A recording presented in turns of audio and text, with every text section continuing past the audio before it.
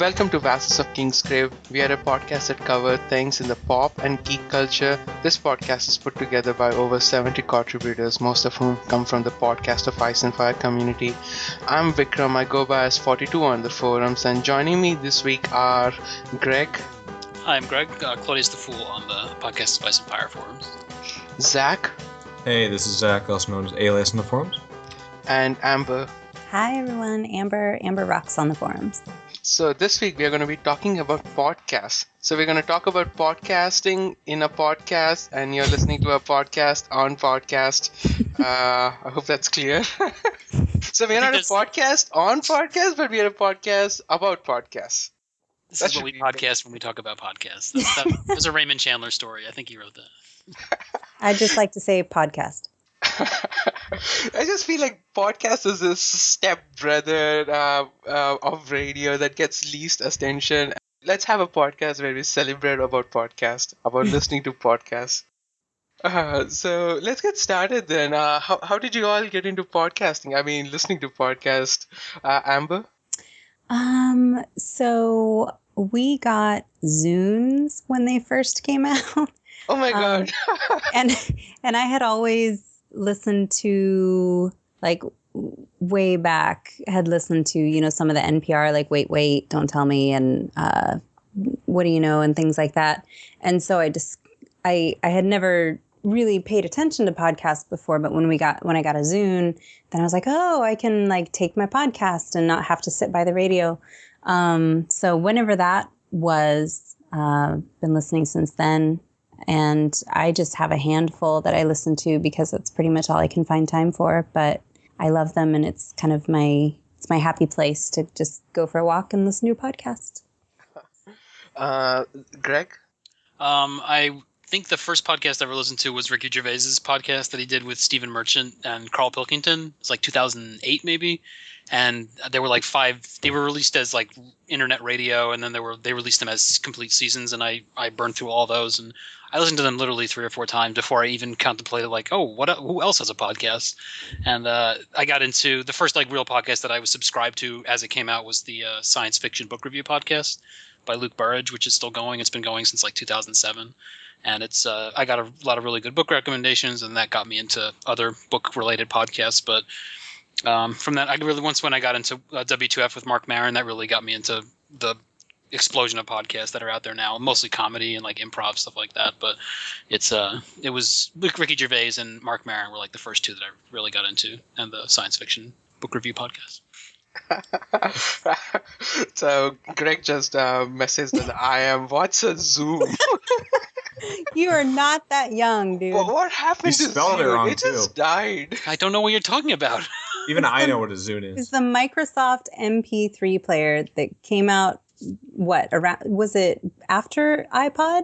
Oh yeah, much later after iPod. Yeah. But it was better than iPod because you didn't have to use iTunes.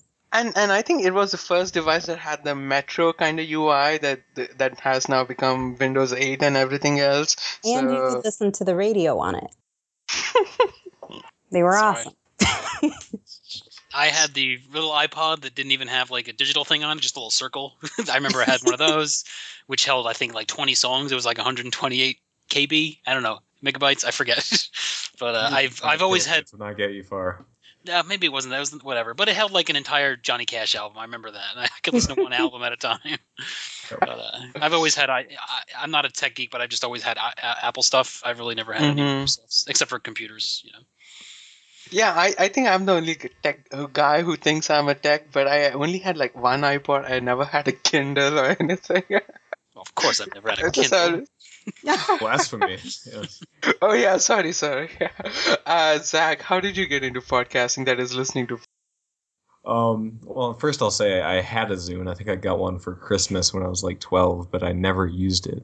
Oh my god, another Zune user! Wow, that's like... No, he didn't use it. I never used it. Oh, okay. But this was before I knew about podcasts. So segueing into that, I first learned about podcasts probably when I was like 13. I was reading a forum for Star Wars: The Old Republic, a game that was not coming out for a very long time. but I was excited for it, and there was a podcast I saw about it, so that was the first one I listened to. And the best way to describe that experience is kind of like I could use my experience with the podcast of Ice and Fire as an allegory, because I got very deeply involved in like the community that was built around that. Listening for years and years, couldn't wait for every podcast to come out, posting on the forums very actively, stuff like that. And I haven't gone back since. Doing the same thing still now and listening to all kinds of other stuff. Podcasts are these personal kind of mediums, right? I find them more personal. It's just that the radio, and when they are talking to you, it just feels they're talking to you directly, because you don't have the visual, you don't have the audience, you don't have the interviewer or the interviewee. It's just the voice and you, so it just feels more personal, right? Well, it is, and also a lot. Most people listen to podcasts with headphones on. So when you literally just have someone in your ears, then you're doing other stuff, but that's the main thing you're focusing on for like an hour straight with no commercials or very few commercials. I mean, I can understand why Mark Maron has people knock on his door saying, "Hi, you're going to be my friend," and he's like, "What the hell?" And he knows everything about him, but they know nothing about It's a very one-way relationship. Yeah. It's strange because I feel like I pay more attention to podcasts than I do to like TV, because for me, I guess I'm a very auditory person. I have bad eyes and I just love listening to stuff. And even if I'm doing something else when I'm listening to podcasts, I feel like I really am tuned into what's going on. Whereas when I'm watching TV, I do have that issue of like wanting to look at other stuff or doing other stuff in the meantime. So I'm not really absorbing everything. Whereas with podcasts, I can. And I feel like I'm very lucky with that, because I would have sucked to have missed radio, and that's my preferred kind of medium. I'm glad it still exists in this form. Let's see. I probably tried my first podcast when I got the iTunes, an iPod Nano. That's the big square iPod Nano that's gone. It was only there for one generation, and I was playing around iTunes, and I guess This American Life was my first podcast then. Nice. But I guess I did not get into it. I did not start listening to it, and it's much later when I started driving. The radio in my town is crap. I mean, there's like tons of radio stations, but the commercials is the one that kills me. All those payday loans and all the depressing ads, about mortgages and loans and cars and So podcast was like excellent, very high quality radio stuff, and I didn't have to listen to the local radio.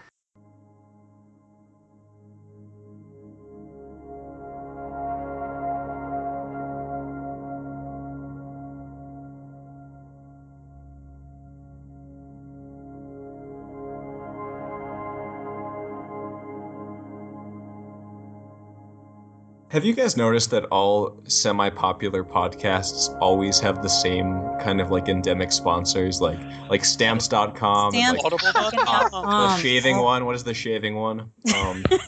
Dollar Shave Club. Well, there's the Harry's Shave Club. Oh yeah, that's the new one. There's Dollar Shave Club. Yeah, and stuff like that. It's funny. It's funny just to hear like this consistency. When are we gonna get those guys? When are we gonna get big enough to plug Dollar Shave Club? Squarespace.com/VOK. They're just too self-sufficient, Yeah, I guess. What are we talking about? Duncan. Hey, Duncan. Hi. Podcast, Sorry, I'm late. It's a podcast. Yeah, we had a podcast on podcast, not about listening to podcasts, but no, I'm sorry, listening to podcasts, not about editing podcasts. It's Inception Cast. It's Inception Cast. It's 6 levels of podcasting in here. Joining us now is Duncan. Hello, my name's Duncan, also known as Valkyrist on the forums, and sorry for being late. Oh, that's all right.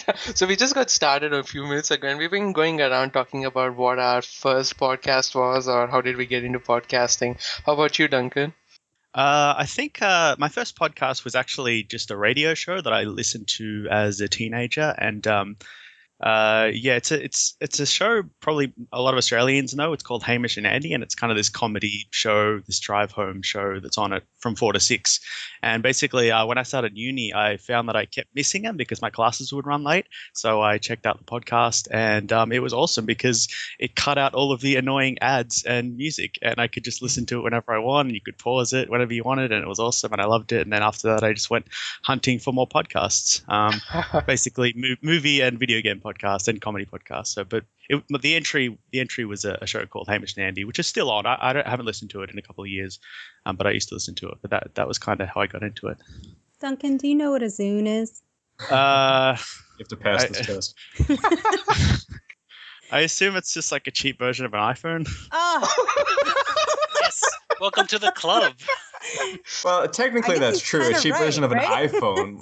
Yeah. Just Cheap like a version of home an brand iPod? dud version. It's the Microsoft MP3. God rest its soul. Is Microsoft still around? Well, not the Microsoft's- Zune. They're holding in. They're hanging in there. I think they're doing all right. Microsoft. I mean, Yeah, the Doing world's fine. gonna implode if one day Office doesn't work. Oh my god, I can't get to Excel. Actually, no, I don't usually Spreadsheets. like Apple. I'm usually, most Apple products I don't really like, but I do have an iPhone and I do like that, and iTunes and all that. And, they basically invented or brought I don't like- podcasts I don't into like Apple. popularity. Yeah, but without Apple, you wouldn't have podcasts, would you? No, Yeah, I'm joking. that's You're like, I don't like Apple, but I got an iPhone and I use podcasts and I use And I iTunes. like it. so I know that we're kind of all over the place at this point, but do you guys have a problem with the fact that Apple has kind of appropriated or it controls the term podcast, or they like own it when it kind of has gone beyond iTunes? I guess it's kind of like Kleenex now, where it's ubiquitous, but it still kind of fits with that I brand. didn't know that. I think podcasts have been around. It's just like everything Apple does, it just makes it mainstream, I think. I've been trying to live off iTunes for the last few months, and it is a big chore. But it's pretty doable, and it's like, but it's a pretty big chore when I have to like hunt down and subscribe to a podcast. Try to find their RSS feed, add it, and sometimes it works, sometimes it doesn't. They make it a lot simpler, yeah. So you guys aren't fans of iTunes? I like it. It's the only thing I use, so I will. It's really the thing that I'm comfortable with. Like I tried to use Downcast, which was told that it's a really great podcast app, but I just couldn't get used to it. So I stick with what I'm comfortable with, which is iTunes. That's actually what I used. I used to use iTunes up until like February of this year, but then they did an update which completely screwed it up. And it's like, Exactly, I don't know, it kept freezing. The podcast wouldn't sync properly, and it kept freezing, and I would have to reset the iPhone, and it was really annoying. So I got Downcast instead. And Downcast is really cool because you don't have to sync; it just downloads straight to your iPhone, whatever you subscribe to. Yeah, that's what happened. It just feels like they don't care about podcasts anymore. Like the default podcast app that comes with every iPhone, it's crap actually. I mean, it does the regular stuff like download podcast directly, like delete and unread and all that stuff. But then if you put in like any number of podcasts on it, it starts freezing and becomes slow and all. It's just like they don't care about podcasts anymore. Apple updates are the worst. They're like the only updates that actively make the product more frustrating to use. And you can't undo them. You can't undo it. You're stuck with the new update that doesn't work, and you have to learn all these weird little intricacies and then relearn them for the next update. I've stopped updating. Yeah, I haven't don't. gotten It used just to the gets new worse and one. worse. Yeah, I know another program that always gets worse and has always been clunky when you update it. Skype. That is the answer. I've never updated Skype. Exactly. Like, me neither. I try not to. Occasionally they get you though. Like you're clicking through boxes and that Skype update one. Yeah. Not paying Just attention, click and OK. all of a sudden Damn, nothing oh my makes sense. So shall we go over our favorite listening to apps Sorry. then? So Zach, you listen to iTunes as well? When I'm mobile, yes, but I feel like when I'm at home and just like binging through podcasts on my computer or something, I always go to like the website itself and the MP3 there. That's just always what I've done. That's how I started. And I don't know. I don't like using the iTunes computer app so much. It just never really was a thing I did. Oh yeah. Terrible. I just never did it. I don't know. How about you, Amber? Do you still use Zune? Actually, I use it for music at work. But no, I use whatever I guess it's iTunes, but the app that comes with the iPhone or that you download off the iPhone, and I'm not savvy enough to have looked for anything better, so I just kind of use it, and when it doesn't work, I just turn my phone off and turn it back on. So, but I'm rarely at a computer, so I pretty much can't go to websites or stream or anything like that. Yeah, I've been living on Overcast for a few months now, but it's very minimalist. It doesn't let you delete podcasts. The only way to delete podcasts is play it and then scrub it all the way to the end or something like that. But I just started using Instacast and it seems pretty good, so I think I might stick to it. But the good thing about all these other podcast apps is podcast catcher apps is like Instacast, Overcast, and I'm sure even with Downcast is they can export all your podcast list, so it's pretty easy to move between app to app. So that's actually very nice. If you look like an app, just move on to something else. Well, and And that's you the don't have thing. to. Oh, sorry. I was just going to say that's the thing for you guys who have bazillions of podcasts. I have like 10 that I listen to max.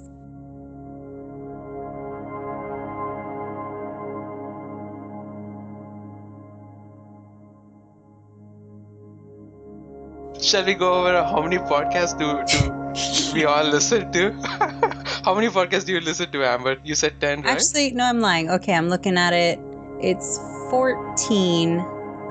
14, but there's a couple of them that I kind of just keep pushing off and don't listen to unless it's been a slow VOK week and I have extra time. So there's probably like maybe 8 like core podcasts that I listen to, and that's about it. Duncan, how about you? Like consistently, there's probably only maybe 8 podcasts that I listen to every week, and then there's maybe 4 or 5 others that I've just downloaded specific episodes that I'm going to like listen to at some future time, like interviews with Mark Maron and all that. But you can listen to those anytime. But I just download them straight away because they go off the podcast stream after a couple of months, so I just snap them up and then I can listen to them at my leisure. Zach? It's weird for me because I don't really listen to a ton of podcasts in the way that I am actively getting the new one that's out that week, every week, and keeping up with it. But what I do is I discover a new podcast and then listen to the whole library. I just go back and listen to everything they have. So I'm not really keeping up with the current stuff so much as finding something new that I like and completely binging it until I hate it and then moving on to the next thing. That's kind of my process. Greg? Well, I counted it and I subscribed to 48 feeds, and I didn't know that was a lot. But That's amazing. but I don't listen. I mean, I have maybe 15 or 20 that I will listen whenever an episode comes out. I'll listen to it, but some of them have stopped uploading. I even threw a thing on the doc, like if you had a favorite podcast that just isn't doing episodes anymore, like that just ended first, because sometimes people stop posting or it comes to an end. But I used to do exactly where, a new podcast, I'll go back and listen to them. But I actually got to the point where it's like I can't listen to any new podcasts because I do that and I don't have time for it. But I probably listen to, I don't listen to every episode of every one, but it's my main thing because I used to commute an hour and a half to work, and then I, when I'm running or just, I always have them on. I don't listen to the radio anymore. It's all been sort of supplanted by podcasts, and it's because of the commercials. I can't listen to radio after listening to no commercials to listen to 15 minutes of content in an hour for come down to Major World. Like, I don't care. Just give me my content. Yeah, I think I listen to about 20 podcasts, including VOK and a podcast of Ice and Fire, so probably 18 then.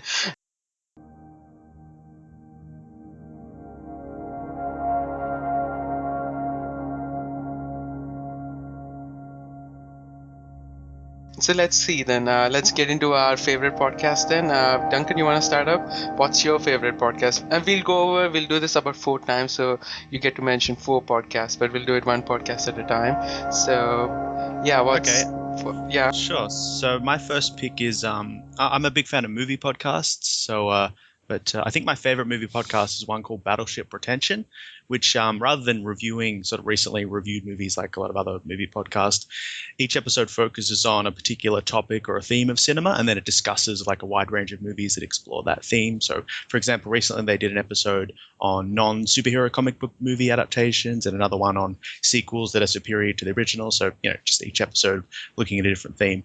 And the hosts are 2 critics, or 2 semi-professional critics, named Tyler Smith and David Bax, and they went to film school, so they have a pretty good knowledge of film culture and film history, but they're also very funny and informal in their analysis. And since they live in Los Angeles and they work in the film industry, they also conduct lots of interviews with actors and filmmakers and comedians, most of whom you've probably never heard of, but who have like really sort of interesting insights into Hollywood. So that's my favorite movie podcast. But I have to give special mention to the Slash Filmcast and another one called Film Spotting SVU, which are like runners up for my favorite movie podcast.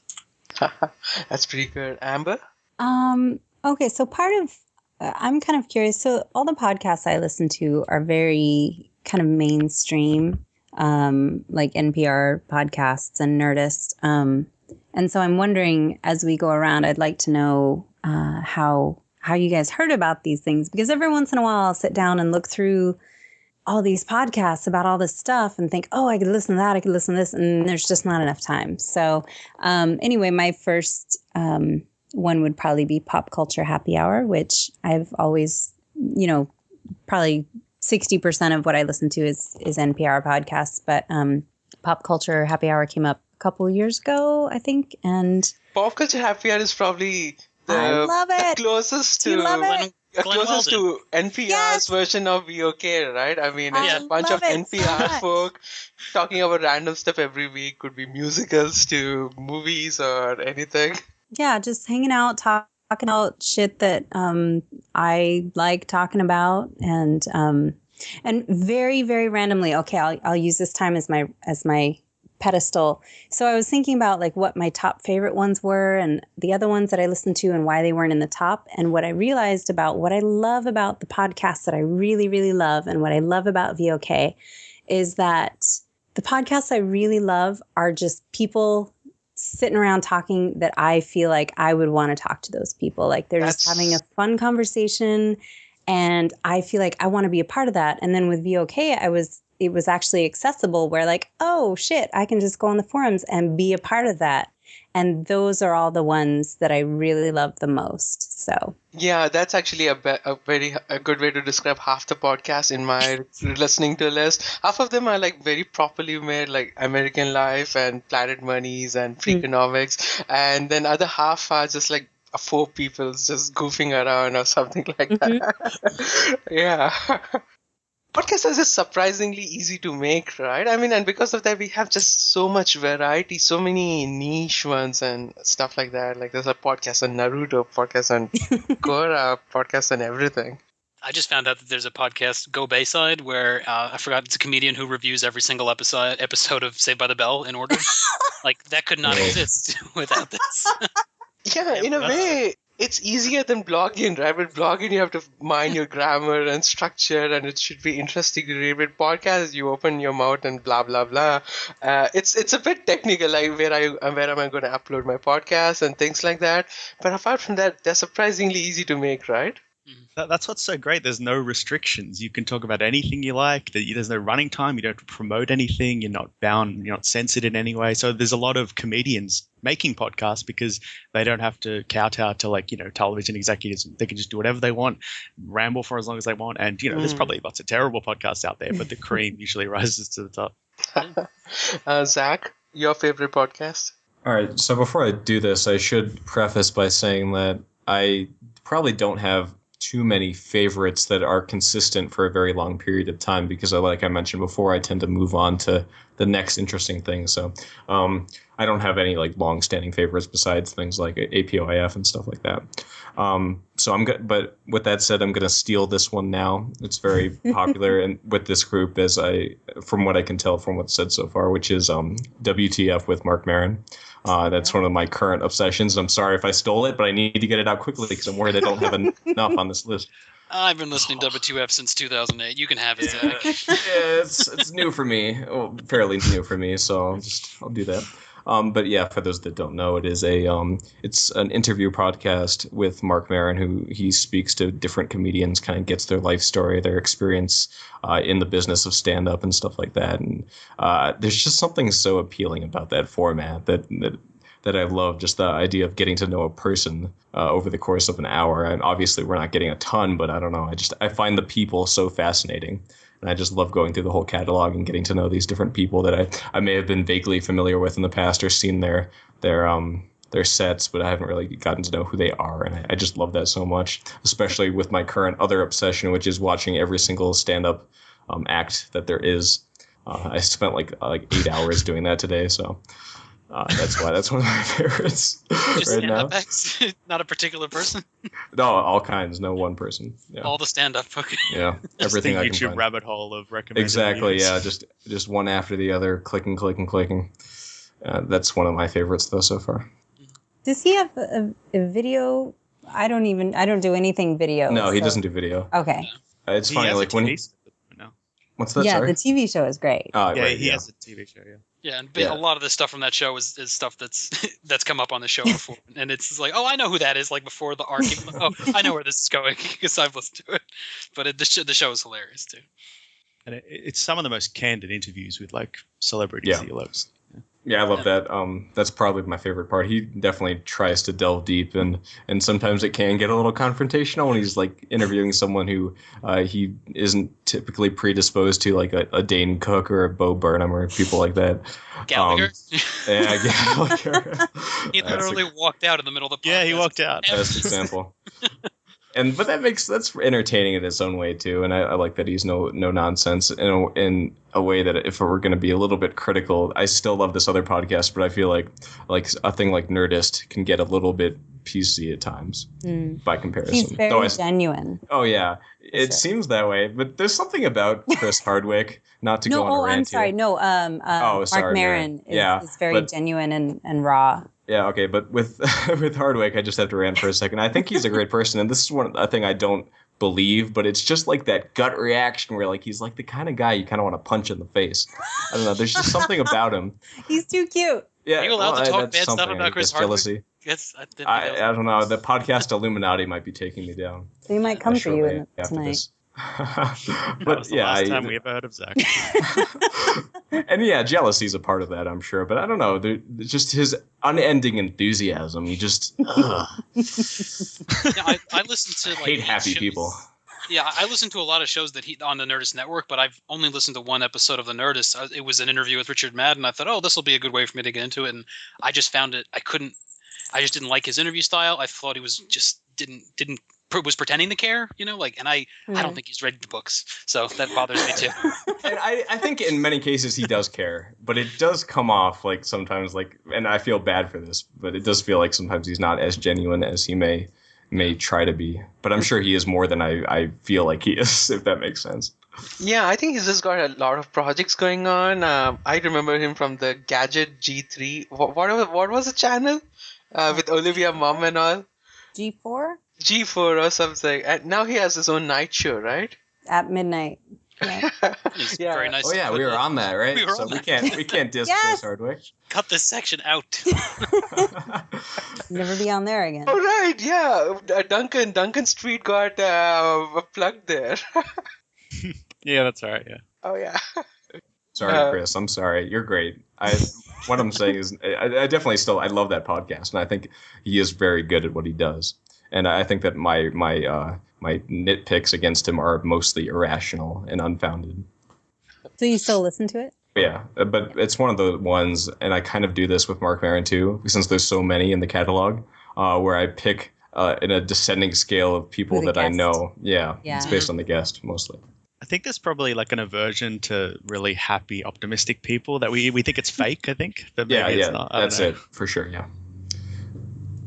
How about you, Greg?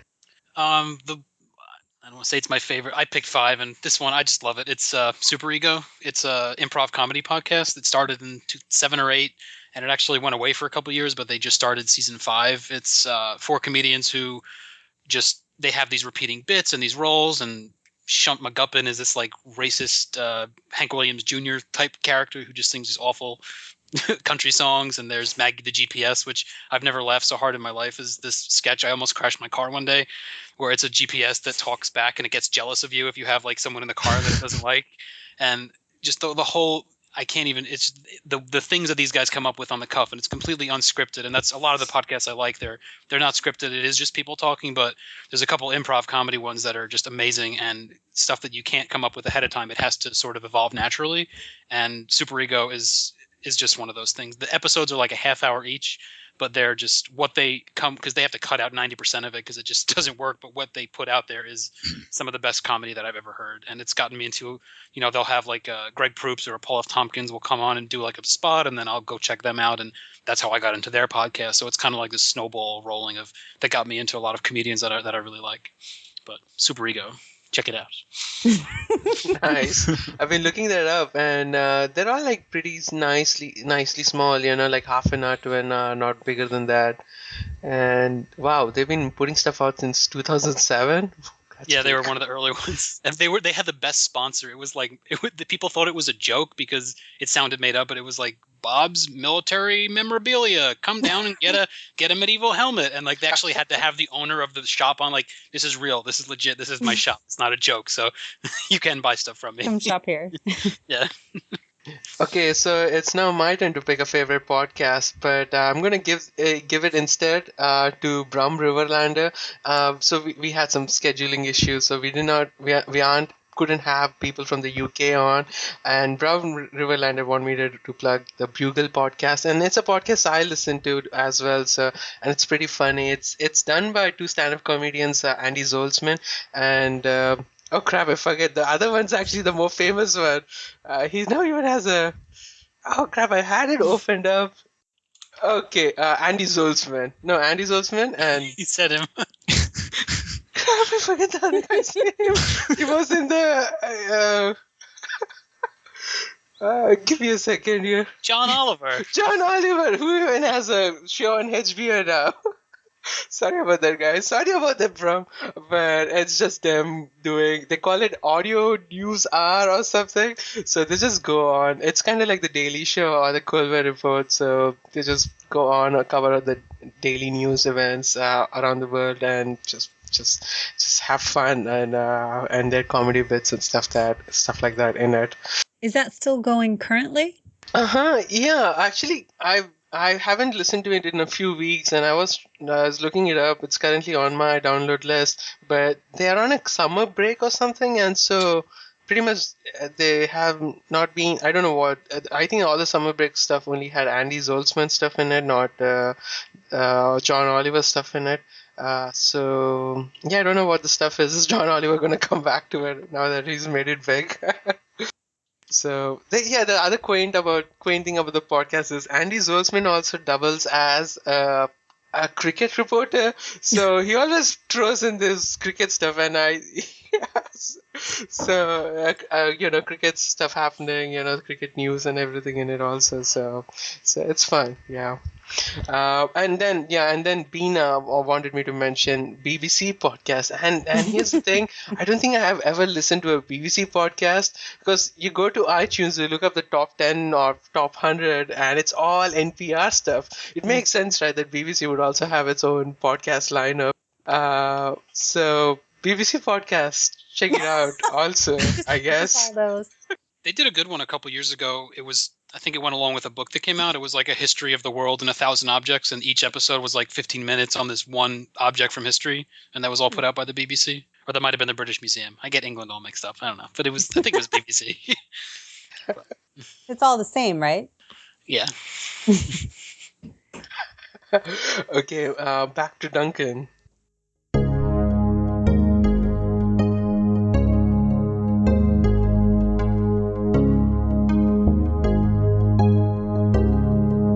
So my next pick is actually a podcast that I've only recently gotten back into, and it's a comedy podcast hosted by an Australian comedian named Will Anderson called Tofop.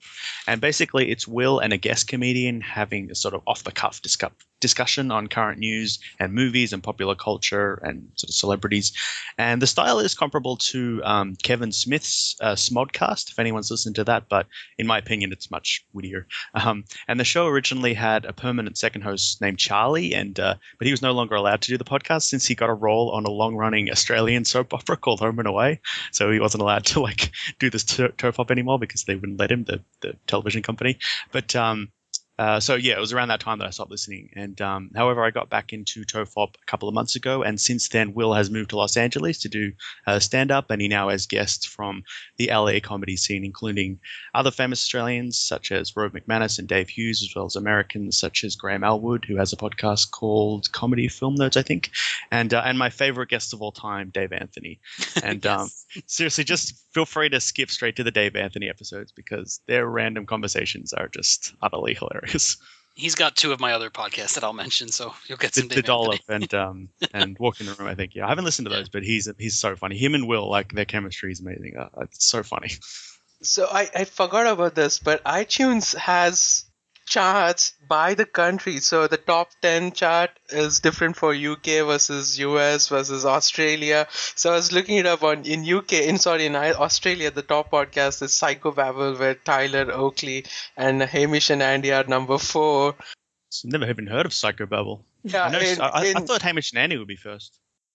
in the UK, it's Friday Night Comedy from BBC Radio 4. It's kind of sad that iTunes silos us up, oh, you are British, okay, this is a podcast for you. Oh, you're Australian, here's a podcast for you. It's like, why don't they just let everything mix? I agree. It also sucks for the comments. Like if I was checking to see if we had any reviews on VOK, and it says 0 because it was Australia. But then I checked the US one, we had like 18 or something. Oh, that's true also. Yeah, I remember that. Yeah. What was the number 1 US one, Vic? I think you dropped out there. It was Stitcher. It's the Serial podcast, which is a new podcast being put together by the folks at American Life. It's not even out yet. They only have a preview of it out. So, but I guess it's this American Life then. Okay. Also, if anyone's wondering why it's called Tofop, it's a ripoff of Russell Crowe's band, 30 Odd Foot of Grunt, and they just like mock Russell Crowe relentlessly throughout the podcast. But he strangely loves Russell Crowe also. It's a weird relationship. It's weird, yeah.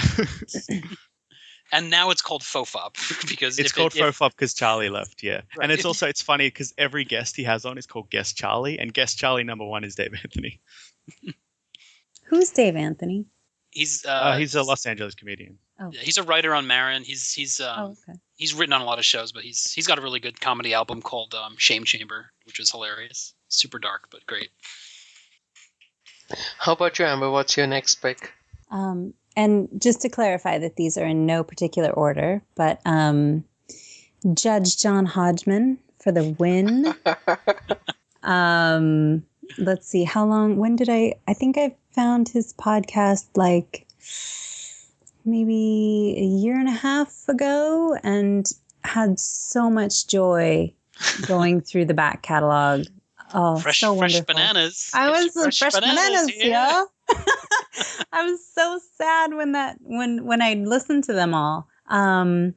That's definitely one of the ones that I will shove aside everything else to listen to when a new one comes out. I actually saw him. He came here and did a little live show a couple months ago, and it was wonderful. And he's just so brilliant. And I don't know. I'm not good at talking about why I love the things I love, but he's so funny and he's so even and like reasonable but hilarious, and it's all callbacks, and it's just great, and I love it. Do you ever get the culture references? I've gotten 3 of them, I think. have gotten maybe three, but when I do, that's lotto ticket buying time. Yeah. Duncan, you'll appreciate it. He quoted the postman in an opening one, and I got so freaked out. I sent him an email. Oh my god! and he emailed me back. He's like, no one got that. So yeah. Subscribed. He was quoting the laws of 8, which I don't think anyone else got that far into the movie. Zach? I think he said he stepped out. Oh, I'm sorry. Greg, you can go then.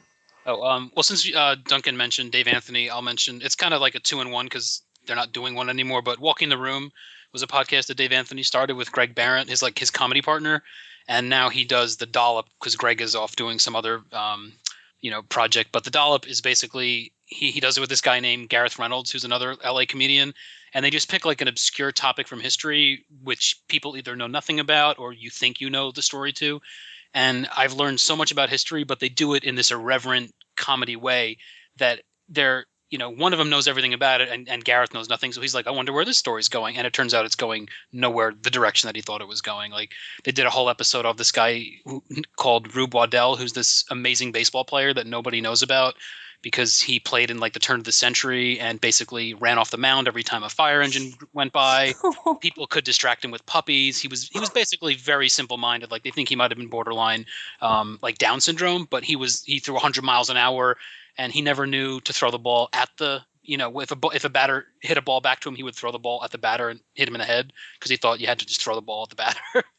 But it's just these little stories from history, and they're fascinating, but they're hilarious, and it's a weird combination of history and comedy, which I love, and it's like the perfect podcast for me.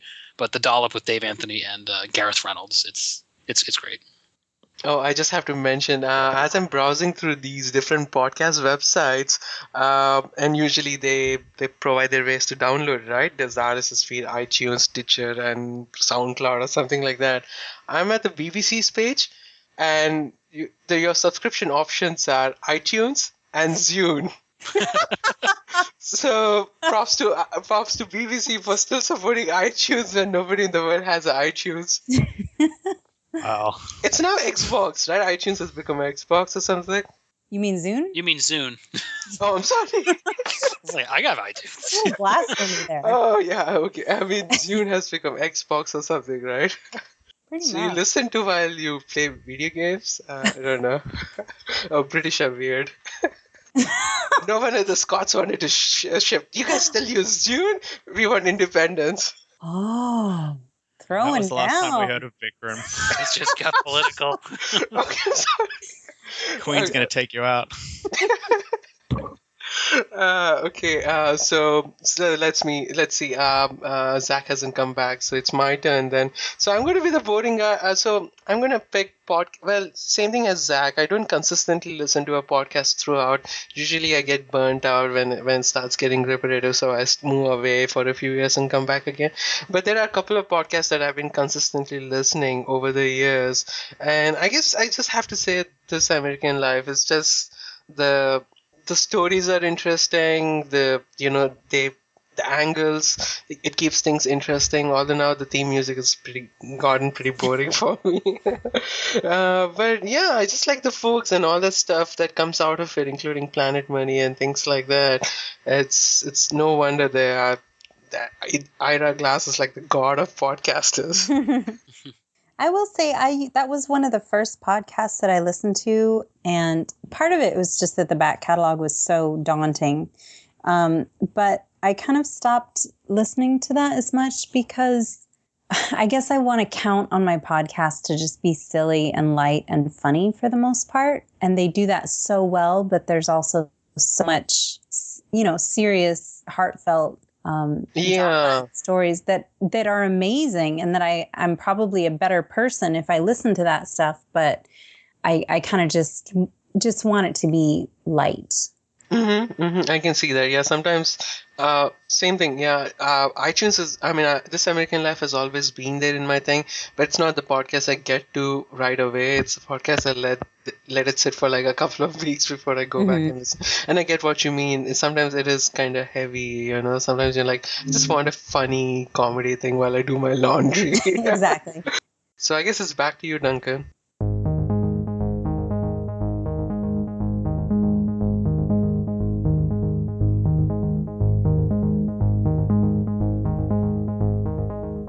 So my third pick is a sort of half comedy, half movie podcast, and it's called How Did This Get Made? And the show is basically three comedians, Paul Scheer, June Diane Rayfield, and Jason Mantzoukas. And you've probably all heard of or seen them on various shows like Parks and Recreation and The League and Flight of the Conchords. And they essentially review and riff on some of the worst movies ever made. So they've covered such masterpieces as The Room, Jaws 4, The Revenge, Birdemic, Shock and Awe, The Last Airbender, and Leprechaun in the Hood. And basically no Sharknado yet? No, they did Sharknado.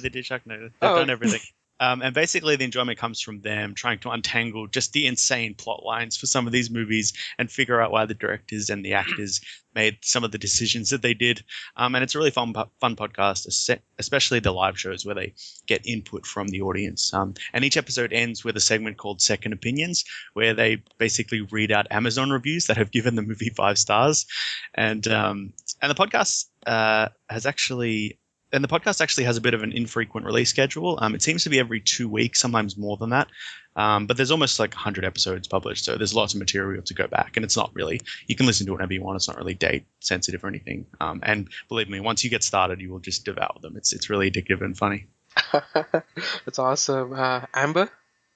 Well, I'll go ahead and it's been mentioned before, but I will say that Nerdist is one of the ones on my my top 4, I guess, just because, you know, Chris Hardwick aside, I just feel like those are some, you know, cool dudes that I would always consistently want to be a fly in the room when they're doing their interviews, because they have so many shows. I definitely delete some without listening, just, you know, if I have no idea who the guest is. But they have some pretty sweet guests. Their interview with George R.R. Martin at last year's Comic-Con was really cool. And I generally feel that the enthusiasm is pretty genuine. You know, I mean, every once in a while I'm like, he sits there and talks about how much he enjoyed this interview, but he didn't really like it. But it's still consistently entertaining. So. One thing I'll say about Nerdist, I struggle sometimes to not get a burrito at the place that I go for dinner after I've listened to a podcast. So that's another negative check. I don't want to eat those things. I'm just kidding. Okay, Zach, your pick. Your pick now. I don't know full disclosure, I have not been here for the last few picks, so I'm worried that I'm going to stumble. Oh, we didn't notice. No? Oh, wow. Okay. I get it. I'm sorry. I'm sorry. How dare you, that. Vikram? Jeez, Vic. Don't talk to Zach like that. Oh, God. I have to leave now again. Your absence was a hole in our hearts. Oh, thanks. Now go. Guys, see this. Have you guys mentioned Bill Burr's podcast yet? No. No, okay. So that is another one I'm listening to a lot lately. I can totally understand why people wouldn't like Bill Burr. He is pretty divisive as a person.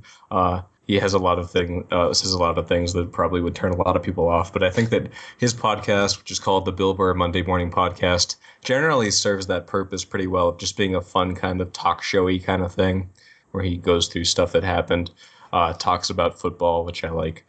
Talks about just recent events, gives his take, which is always a little bit interesting. And yeah, it's a fun one that I do look forward to week to week. He's one of the few comedians that, even though like I disagree with him politically, I can still totally enjoy most of, because he's an amazing comedian.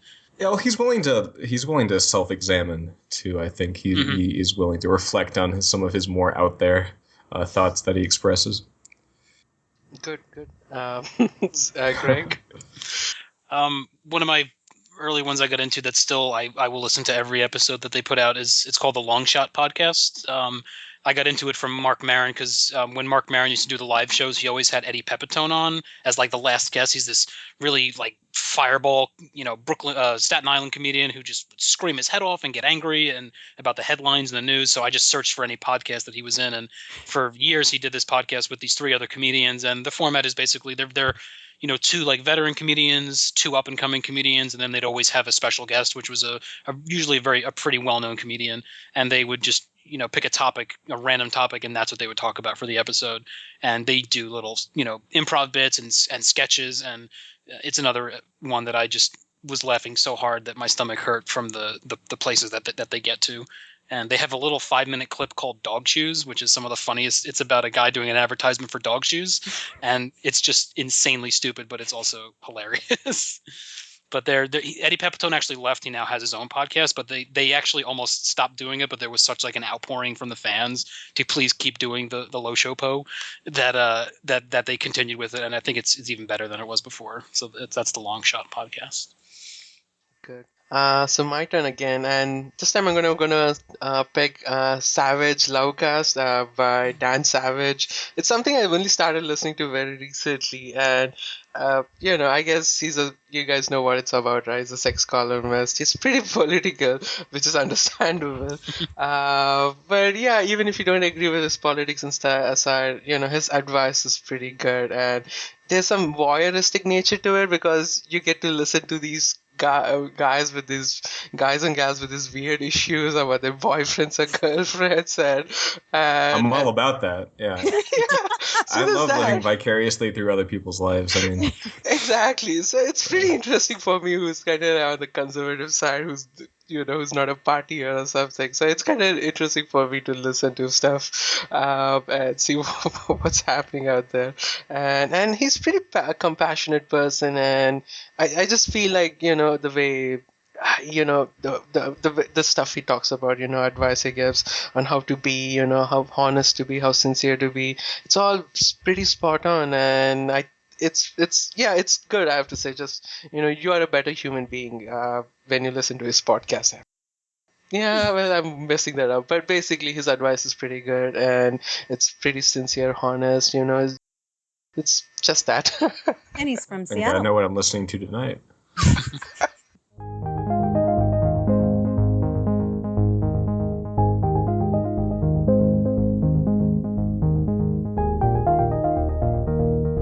Okay, so my fourth pick is a relatively recent podcast that I've started listening to. However, it is consistently one that I can't wait to listen to when the latest episode pops up on my iPhone.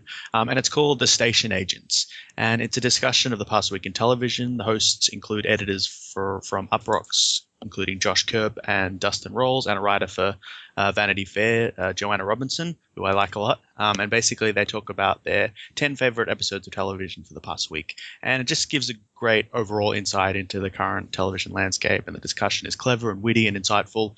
And the show is short and sweet, usually clocking in at about 40 minutes. So that's one that I really enjoy. And there's a little Ice and Fire tie-in there. Peter Dinklage. Right, yeah, his movie. Yeah. Yeah. Yeah. And also Joanna Robinson hosts another Game of Thrones podcast called Cast of Kings, I think, and another one called No Fighting in the War Room. One's spoiler, one's non-spoiler, one's spoiler full. Why is that podcast called that? The Station Agents? Well, like channels changing stations. Oh, yeah, makes sense. Station agents. Do we have them in America? I don't know what a station agent. Yeah, I don't know what they do. I guess back when trains were big. Is that a real job? Can I do that? Don't they just like make sure everyone's off the platform and all the doors are closed and make sure no one's falling on the tracks? Oh, never mind. Doesn't sound fun. Not anymore. Too many people. Good. Amber? Okay, so I shouldn't, but I feel kind of embarrassed by this one. But next up is the Jillian Michaels podcast, which I've never actually watched The Biggest Loser. I have a couple of her little workout DVDs that I do in the garage. And honestly, I'm not even sure how I came across her podcast, since I don't really know her as a personality from TV, but she does a weekly show. It's about 45 minutes. It's her and her little producer, Janice, and they sit around and just talk about whatever. She, when she was adopting her little girl from Haiti, she, talked quite a bit about that. Her mother is a psychologist, and she has been in therapy for many, many years. So she kind of knows a lot of tools and techniques to use for things other than just working out. So it's a lot of fitness oriented stuff, and fitness and diet. But it's been around long enough that, at this point she's kind of getting more into relationship type stuff and lifestyle type stuff. And it's really, again, just one of those ones where it feels like this is a person that I could really relate to. She's very down to earth. They're both just incredibly silly and goofy, and she does nothing but sit there and pick on her little sidekick producer, and it's hilarious. And it just makes me happy. And then at the same time, you do get some good tips for health and all that crap that's important. So, I guess. If you think you're embarrassed by this, wait till you hear this. Well, I don't listen to the podcast, but I have watched many seasons of The Biggest Loser, and I do. She is my favorite, but that's not all. Okay, a few years ago, I did frequently use one of her workout DVDs, and that shit works. Yes, it was so helpful. Yeah. Yes, which one? The 30-day shred. 30-day shred. Yes. That's right. You know what's funny is that she's super nice in that one, and then if you get if you get the one from a couple years later, the ripped in 30, that's when she brings out the America's Toughest Trainer and more. Come on, and it's pretty funny. But yeah, I've lost a little weight. I'll buy her shit. I bought a couple of her books. It's pretty funny. I have the other DVD, the Bob Harper's DVD, and the only reason I picked his over hers is because his comes in this 3 DVD packs, so I get 3 DVDs for the price of one. And I was at the store and I had like, oh, which one do I pick? And I picked Bob Harper because of 3 DVD deal. I watched it a couple of times, but I haven't exercised to it. So. And I still haven't lost weight, so it's not working. Why isn't it working? That's the crazy sit down with a soda and some popcorn. Yeah, I watched it multiple times and I haven't lost weight at all. Well, what the hell, Vic? You should take that shit back. It's not worth it. He wants to live voyeuristically through the experience of what losing weight might feel like. Take off the court. Zach, you're next, right?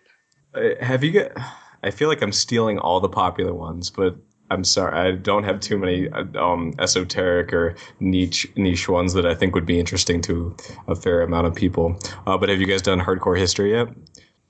No. No. You can do it, so I don't have to. That'll give me a chance to pick a different one. Awesome. You have 40. I have like 7. No, I'm debating. I'm gonna have to pick one more, and I feel bad. I'm making your job easier by doing this. Thank you. So yes, this is a podcast that everyone should listen to. Essentially, Dan Carlin, former radio. I think even like TV personality, goes through various topics in history in amazing, very entertaining detail. You feel like you're learning a lot, but you're never bored, like you were in history class or whatever. And he has a great voice. It's just so fun to listen to, so fun to get sucked in by. The older episodes are premium, like a lot of that kind of level of podcast is, but it's worth it to check those out. Too, if you're interested in the topics. His current one is on World War I, and it's amazing. Definitely check that out. His multi-part series definitely are kind of elevated above the others, though his individual episodes are also great. And his other podcast, which is called Common Sense, which is generally like contemporary political issues, is also a ton of fun to listen to, and can help you keep up without having to actually look at those news sites. Do you have a favorite one topic that he's covered in hardcore history aside from the World War I one? Probably the Roman Empire one. That just obvious. It's fun to learn that kind of history. I feel like you have a similar fascination based on the names. Yes, yeah. No, he's really great at what he does, and I think was it Death Throws the Republic. I think was the title for that whole series. Mm-hmm. It was. Just he's a fan of history, so like you said, it's not like you're sitting in a classroom and he quotes books and culture and firsthand accounts, and it's a really great. It's very well researched.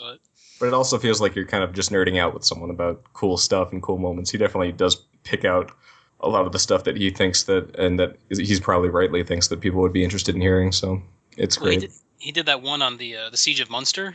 Yeah. As Americans, like there's no books in English about this, and I went and I read the book he recommended. It's insane, but just he's just a great podcaster. Yeah, and even that one is super entertaining despite having no context. It's kind of crazy too, like just hearing those stories. It's a trip. But yeah, that's another favorite for me. I haven't listened to that one though, but I listened to another history podcast called When Diplomacy Fails, and the guy is also pretty detailed, but he doesn't cover the battles and stuff like that. He just covers before and aftermath of it, but the diplomacy part mostly, and he gets pretty detailed as well. For hardcore history, that sounds interesting. I'm going to check it out. Please do. Greg? I'll end it with it's kind of started off as a comedy podcast, but it's actually really serious. It's the Mental Illness Happy Hour. It's hosted by Paul Gilmartin, who is a stand-up comedian, and it basically just started off as him like processing shit that he went through in his life, and basically he interviews someone and they just cover all the dark stuff that happened and how they got over it, and some of them who are in the process of getting over it. And he calls it like it's not a doctor's visit, it's more like a waiting room that hopefully doesn't suck. That's how he describes the show. And now there's like an hour and a half, but he's really built this amazing community, kind of like what the podcast Device and Fire has done, where there's a community, like a forum threads for each episode, and there's surveys that people fill out anonymously, and he reads them out. And he's got like a shame and secret survey or a happy moment survey, and even if you can't identify with everything that the guest is talking about, like you kind of get something out of each episode. And I've had some pretty cathartic moments just listening to it, like knowing there's people out there that have gone through the same things that I have, and people that I can empathize with or sympathize with. And it's just a really heart moving podcast. But it's the kind of podcast that when a new episode comes up, I like feel bad because I know it's going to emotionally drain me to listen to this person talk and cry for 3 hours. How often do they have new ones? He does one a week. There's about 175. I haven't listened to them all. I probably got into them around episode 100 or so.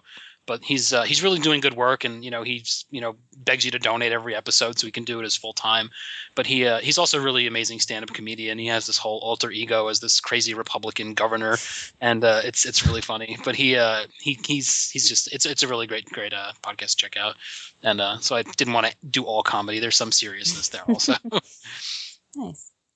So this round, I wanted to dedicate it to all the podcasts put out by this website, Gamebreaker TV, and they are basically they mostly do the video stuff, so it's YouTube stuff and not audio video podcast. But in all sense of definition, it is a podcast. And when I was playing World of Warcraft and other stuff, that I was listening to the stuff like crazy, and even after I stopped playing World of Warcraft, I still continue to listen to it. Basically, it's a podcast or the show Legendary, and it was pretty good. And I listened to a couple more podcasts from them. It's kind of, I don't know, their website has gone downhill a lot. It's now all mostly clickbait stuff in there. Just kind of don't agree with what they do most of the time, but they were good once upon a time. And if you guys play any MMO, Final Fantasy or Star Wars: The Old Republic or Wildstar or anything, it's worth checking them out. It's the Gamebreaker.tv. Funnily enough, one of the guys that I think was involved with that for a bit, at least for their the Old Republic show, was one of the people that was very active on those forums I mentioned earlier in that first podcast I listened to way back when. So small world, I guess. And yeah. I'm not following them so much anymore, but yeah, that is a great one too for just a network of gaming stuff. Yeah, it's just to keep up with all the MMO stuff. It's good. I think that they have something this week in MMO that's still pretty good. Just cover all the broad ranging MMOs that are out there.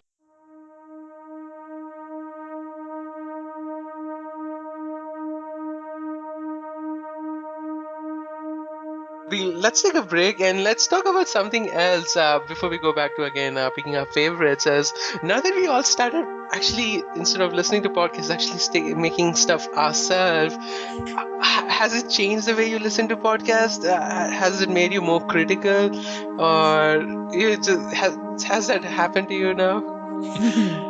I've had a weird thing that, especially since editing episodes, like cutting out likes and ums, and I know I say like and a ton, but when I hear it in like a professional podcast, it's like, oh, I would have cut that out. It's like a really weird thing. But this amateur is not cutting out. This amateur is not truncating silences. I was gonna say, I re-listened to the Saga podcast that you guys did, and at the beginning, Tom prefaced it by saying, I say a lot. And so the whole time I was just like waiting and picking them out. Like, oh, he does. There might be like a stylistic choice to that, though, to keep it fully unedited or to make it more natural talking. I think that for some podcasts, that is a good thing. Oh, absolutely. Yeah, I agree. I think, the ums and the ahs and the pauses, there's like a natural rhythm to the conversation. And like, I don't know, I like truncating silences, but sometimes when I'm doing it and I'm going through it, there's a few moments where it seems a bit awkward and glitchy and like a word will be cut out because it's spoken to silently. And I don't know, it doesn't feel quite as natural as if you just go through it manually and sort of tidy it up like that and leave some of the pauses in and stuff. Yeah, I think when I edit a podcast, I edit myself a lot more than I edit others. Yeah. If I say anything bad, you're never going to hear it in a podcast. Yeah, same. Yeah, I have to say, it kind of gives me a more appreciation for some of the more well-produced ones, like this American Live Radio Labs. Radio Labs is something I aspire to, and their sound sense and aesthetics are just, I think I can never do that. And at the same time, I guess some of the lower-end podcasts, like a video game podcast, I just randomly throw on, and I'm like, where they do, oh, now let's go to the mailbag, and then there's a sound segment saying, the mailbag, and I'm like, you didn't have to do that, you just said the mailbag, you just could have gone. You wasted 5 seconds of my life. I think we need some bumpers. Those are fun. Yeah. I love if anyone's listened to the Slash Filmcast, I love this spoiler warning. So yeah, I think it has just made me a bit more critical over some of the lower ones, and that's unfortunate. Now I'm listening to a lot fewer podcasts than I usually would have. I think it's made me appreciate it more, just like the feeling of the structure a lot of these podcasts have, and yet it doesn't seem like it's structured. It feels very natural, like they're just having a conversation, but they are addressing key points and really I kind of get worried if I'm doing a podcast, it feels too structured. We're just like, okay, what's next, rather than just a natural conversation that a lot of these other podcasts have. And that's because they just have natural chemistry. They've been doing it for like 100 episodes, and they've gotten to know each other. They do it every week, so it's much more natural rapport. Yeah, and I think it does happen with our stuff also, like the Legend of Korra crew, the Lord of the Rings crew, and all the Wolf cast and the Kraken cast, because we've done like 10 of them. I think that's when BOK kind of reached I noticed that, yeah. So let's do a lot more of them. Definitely, yeah. Well, as soon as we have 7,000 podcasts, I think that'll be the point where we have just chemistry with every single contributor involved. That'll be it's also a bit tricky for VOK because the crews are usually like 5 or 6 people as opposed to 2 or 3, so it's a bit harder to get your voice in, and also you're not necessarily podcasting with the same people each time. Like I don't think I've podcasted with you, Vikram, for a couple of months, and then before that it was like February for the Winds of Winter one, because we were all doing the Game of Thrones review, so we didn't have as much interaction. But yeah. Yeah, I mean, I was just counting up, and we had like 70 contributors now, 71 or 72 soon, and that's just amazing, right? And most of them are regular. Most of them have been on more than a couple of podcasts. Yeah, it's impressive. It's amazing. It's come together so quickly. Every time I do a podcast, which is not all that often, but I was, when you guys did the 100th BOK episode and Mihal said something about, I think we've got our patter down. And I would think, I can't patter. I don't know how to patter. And I get really Me neither. I don't even know what that means. Yeah. That was the first, you should edit out. I think that's the first time I really heard that word and kind of understood where it fit in the sentence. But yeah. Fatter, okay. I feel like I'm more critical of myself when I listen to podcasts because I just hear things they're doing and I think, why am I not doing that? Even though obviously there's a huge gulf in experience and just general talent and skill. But yeah, I'm definitely more critical of me and my podcasting than I am of them. Yeah. I kind of tend to think of VOK as separate. Like, I kind of tell people, I can't talk to you right now. I'm podcasting and giggle about it, but it doesn't really seem real. Like the ones that I'm in don't feel like they count, which is fine. I'm totally fine with that. But I don't, it hasn't, being on a podcast technically hasn't changed the way I listen to podcasts because it seems so far removed.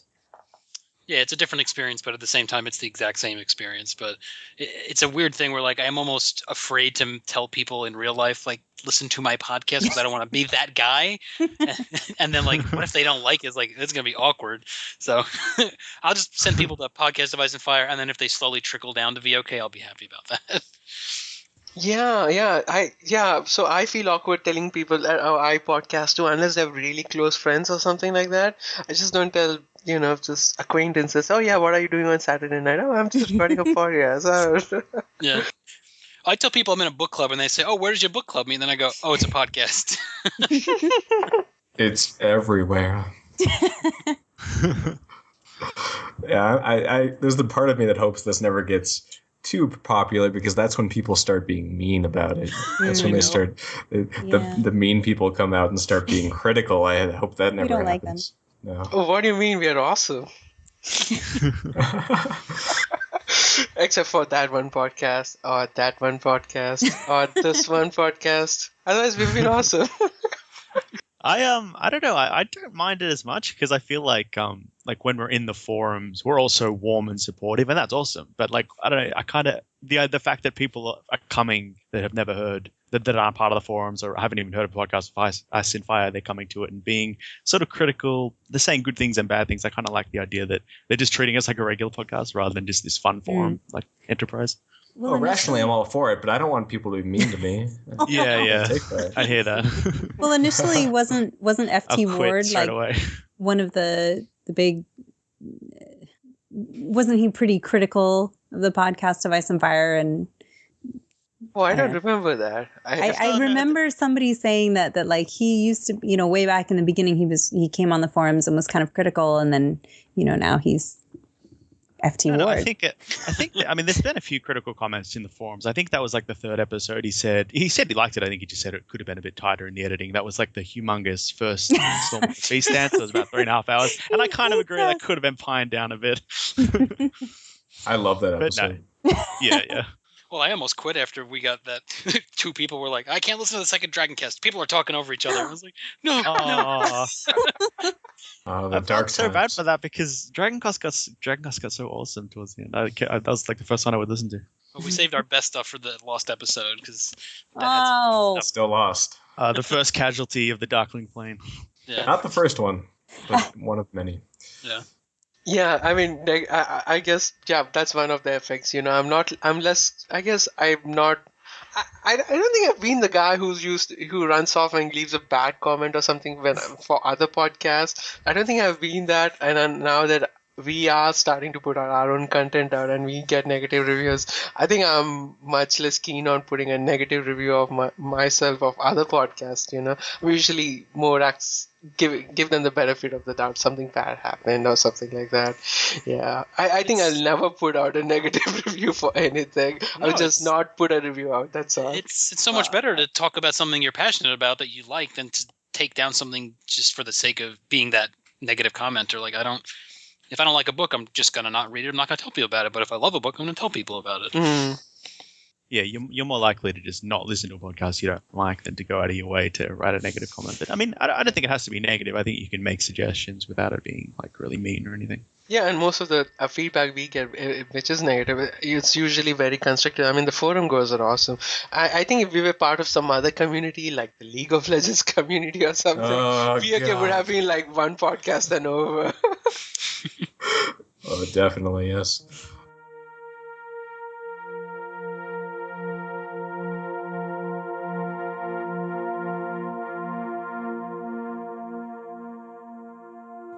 Though I see on these show notes there is a worst podcast you've ever heard question. Are we gonna address that, or have we found a newfound enlightenment of not being critical? I didn't pick anything. I was not going to go there, but I don't have anything. I feel like if there's anything I seriously don't like, any that I stop. Yeah. Right. Yeah. Exactly. Yeah.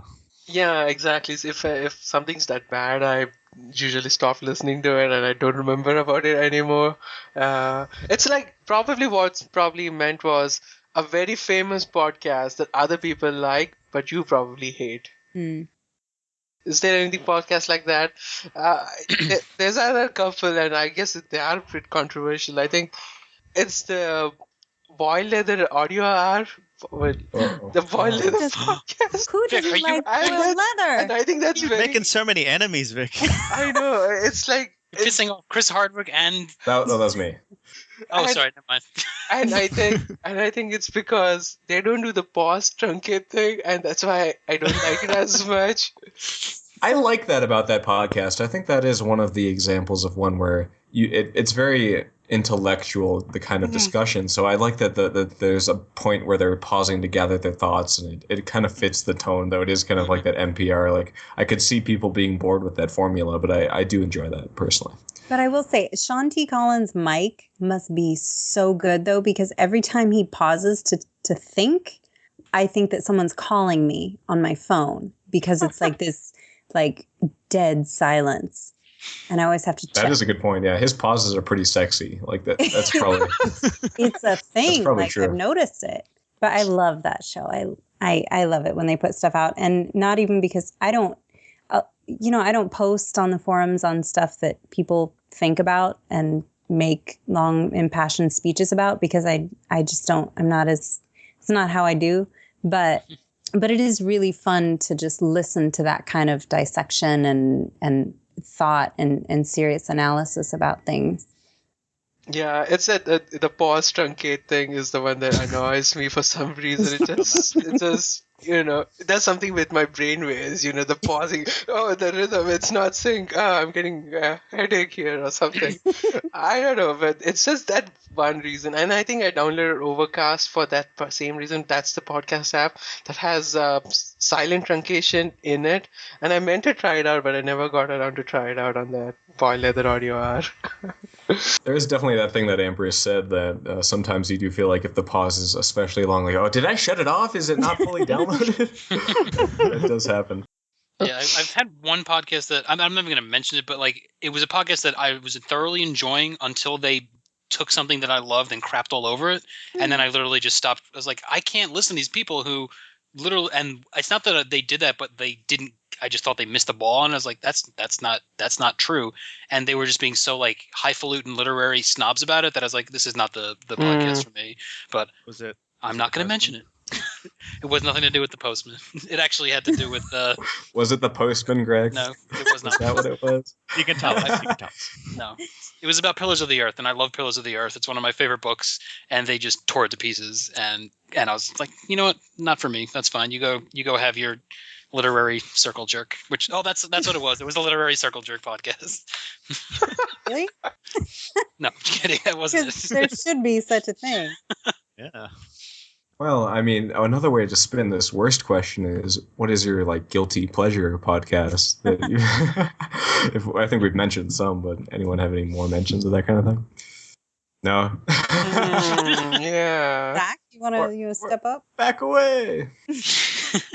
I kind of think. I mean, even though I kind of introduced Jillian Michaels as a guilty pleasure a little bit. I mean, she won an award. I think I could sit down on a show with four dudes that was going to be broadcast out into the webs and say that and not feel bad about it. I just haven't listened to enough different things to find something like, oh, that's terrible, but I still listen to it.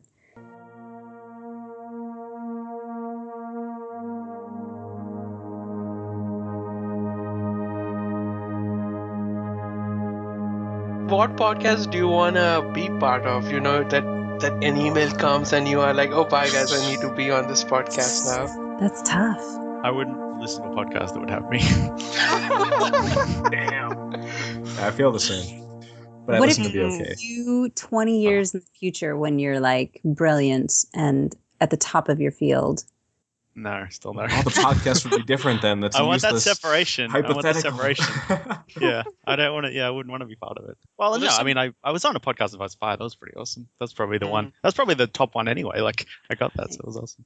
Yeah, I love that me and Amber got to be on that episode, but it turned out to be the shortest episode and the one with the most technical difficulties. I was like, oh, was that causal or no? That was just coincidence. And no Mimi and no Kyle. I mean, not that fucking Ashley and Amin and You got Ashley there. are amazing. Yes, which is rare. And it was awesome. But yeah, it doesn't feel quite like it counted 100%. Well, when Amin is talking in emoticons to finish the episode to us and no one knows what the hell's going on, that's basically, it's not the best episode. Yeah, maybe it wasn't 100%, but it was 100% awesome. Yeah. But there are some podcasts that they actually invite people to sit in and like listen, if not participate. Like some they end up participating anyway. But the Todd Glass Show and Never Not Funny. So like if you donate to their thing, you can come in and just sit in while they're recording, and it's a whole room of people just riffing and having fun. And I would like to do something like that, but I'm not going to fly to LA just to sit in on a podcast. Well, and theoretically, they take cases from the public on like Judge John Hodgman, but you would have to have some sort of weird issue that's good enough to get on.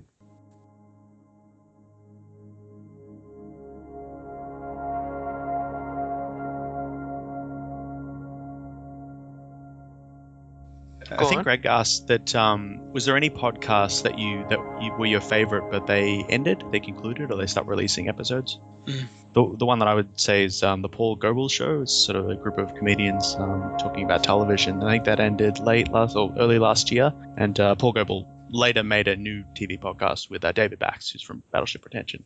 So that's another really good one. Any other one? Weekend Confirmed, that was a video game podcast. I think that ended late last year or early last year. Yeah, I actually have a podcast, but it actually came back. It was the Vergecast, and these guys used to be at Engadget, and they continued on to the doing the podcast when they had their own site. The Vergecast, basically, it's a tech gadget website, but they don't really like do benchmarks and stuff like that. They just basically talk about culture and fashion and tech and stuff like that. And they were gone for like almost 6 months. And I would have mentioned that, but they just came back. And actually, that's one of the podcasts is also like when it's out, I want to listen to it the same day or something. I had a couple that are done and over with, but you can still go to their sites and listen to them all. The History of Rome podcast with Mike Duncan. It's there's actually a separate app for it. We can just download the app and stream them anytime. Where he just basically started with the ancient, mythical foundings of Rome all the way to the end of the empire. So it covers about 900 years. And it's just 10-15 minute episodes. It's got this nice little guitar intro and outro, and he just tells you a story, and it's just these little concise bits, and you can pick and choose and jump around. But I listened to them all the way through over the course of like a year or so, and it's background, but it's really fascinating, and it's he doesn't hit you over the head with quoting his story. He just tells you the story, and it's really, really interesting. Oh, here's another one, and it's the Breaking Bad Insider podcast, and the podcast ended because the show ended. But it had like everybody from the show in it. It had like one of the editors. She was the one who was putting the podcast together. Vince Gilligan was on every episode, and they usually have like the writers or the producers or the actors from the show on. And that's kind of the thing, because podcasts are so easy to produce. There's like podcasts on everything. Because now I find a podcast on Outlander, the new Starz TV show, and they seem to put out a podcast for every episode out there. So I think I'm going to check that out and add it to my download list. But Why would a podcast stop when they run out of the thing that they have to talk about? I hope they come back when it's Better Luck Sal. No, what's the show? Better Call Saul. Better Call That Saul. comes back. I hope there's a Better Call Saul Insider podcast. By the way, Outlander has the most addictive music, or the theme song for it. I sing it out loud every time it comes on. I feel like a 12-year-old girl, but it's quite addicting. And the show is nonsense, but it's great. I don't think I would have done that when I was 12. I know nothing. No, I would have. Well, and that's kind of the nice thing about these incredibly long waits between books, because, clearly this community wouldn't be around if, George was putting out novels every 2 years. So it's kind of, it can be kind of an advantage as well. Yeah, that podcast I listened to that I mentioned, that was the first one I listened to, the whole time I was listening was before the game it was on was even out. So it would just be these people talking about various news that came in, and obviously there were times where there was nothing, and I still loved listening to it because it was just the chemistry between the hosts. And I even stopped listening before the game was out because the hosts I was into listening to kind of left, and I didn't even end up enjoying the game when it did come out. So it's kind of an interesting thing where the people involved can transcend the topic. Mm-hmm. Definitely, yeah. The personalities. Yeah.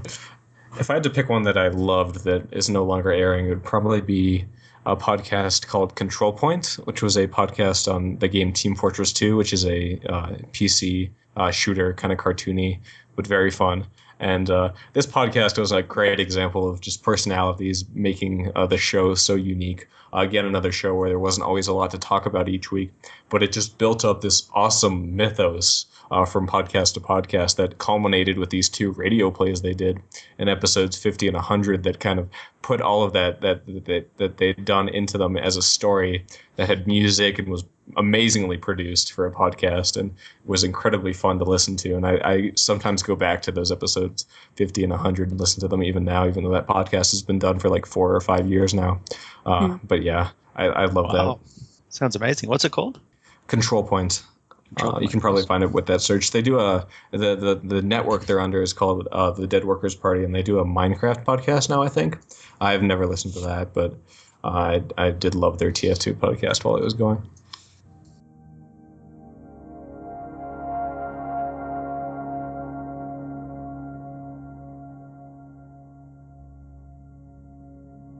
I got here a bit late.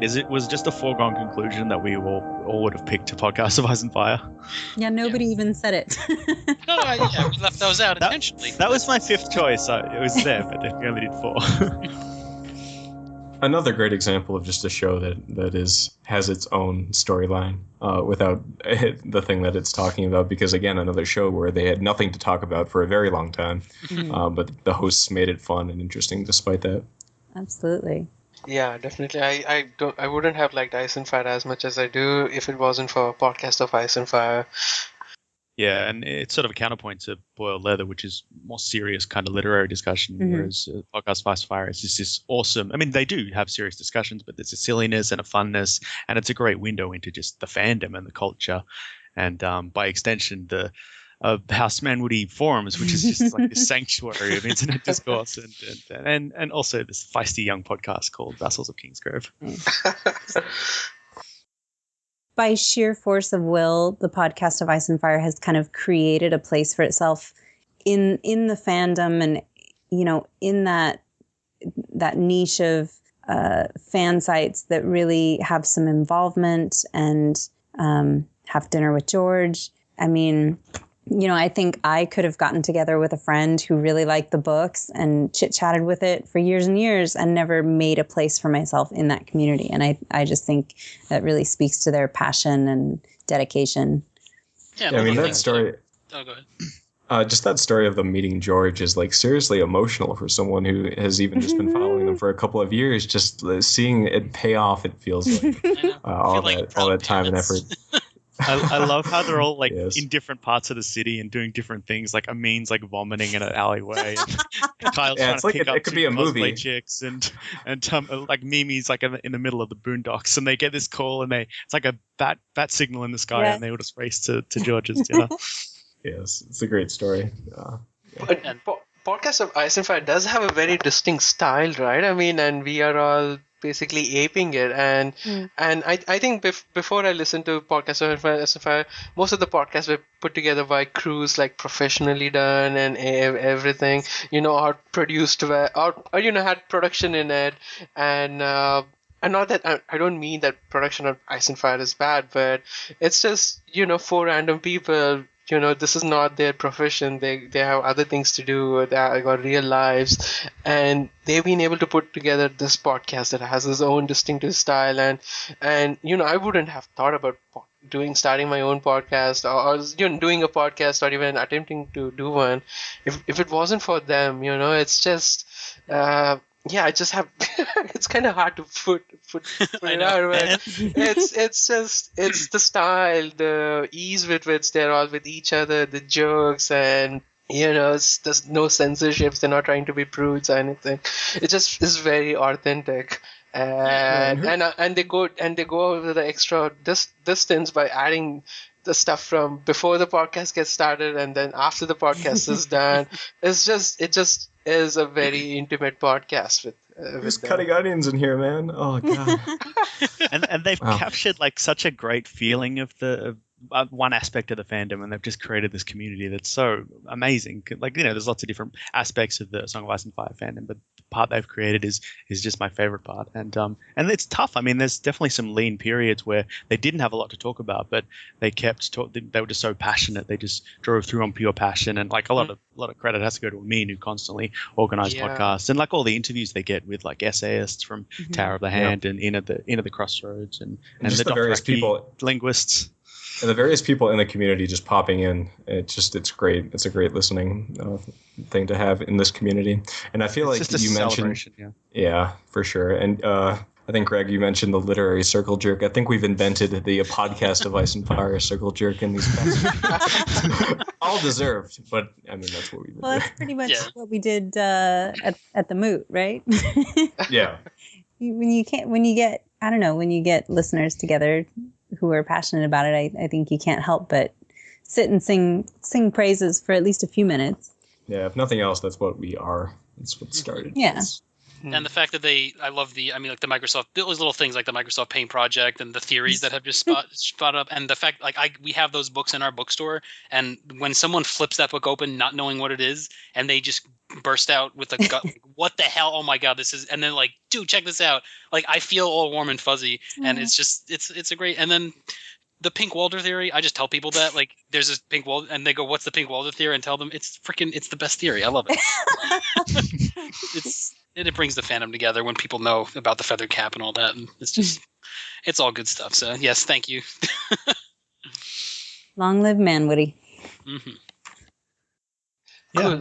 Thank you for joining us, guys. You can find us now in multiple places. We're on Stitcher now. And speaking of Stitcher, I got to say, Blue Spray Blues, or Bug Spray Blues, sorry, left us an awesome review in Stitcher, and I'm just really thankful for that. Thank you, Bug Spray Blues, if you're listening.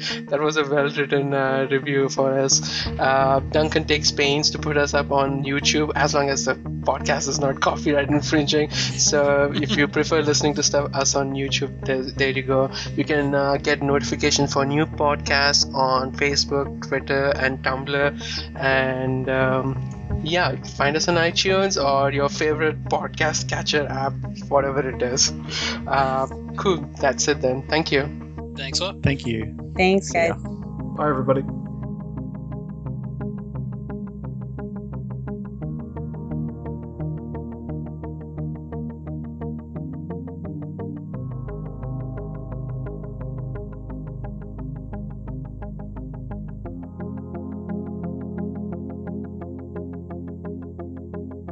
Cool. I'll chop it off there then. Thanks, guys. That was very well done.